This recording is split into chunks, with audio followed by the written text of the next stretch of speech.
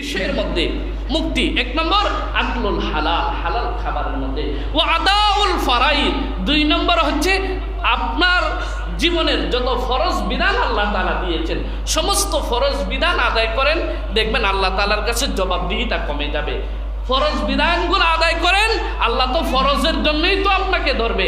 আপনি নফল আদায় করছেন কিনা এই জন্য তো আল্লাহ আপনাকে ধরবে না, আল্লাহ আপনাকে জিজ্ঞাসা করবে আপনি ফরজ আদায় করছেন কিনা।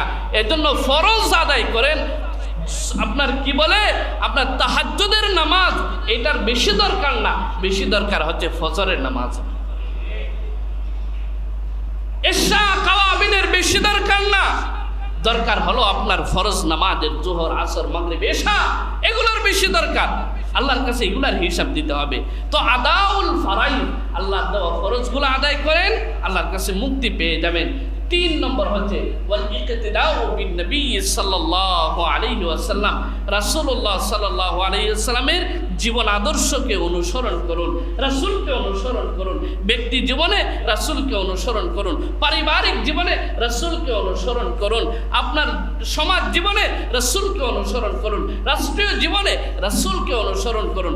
রাসূলকে নিজের অনুসৃত অনুসরণীয় বানিয়ে নেন, রাসূলকে নিজের মুক্তাদা বানিয়ে নেন, দেখবেন আল্লাহ তাআলার কাছে মুক্তি পাওয়া সহজ হয়ে যাবে। সুবহানাল্লাহ। এজন্য তিন জিনিসে আন্নাজাতু ফি সালাসা, আকলুল হালাল, তিন বিষয়ের মধ্যে মুক্তি। এক নম্বর আকলুল হালাল, হালাল ভক্ষণ করা, হালাল উপার্জন করা। দুই নম্বর আদাউল ফারাইদ, ফরজ সমূহ আদায় করা।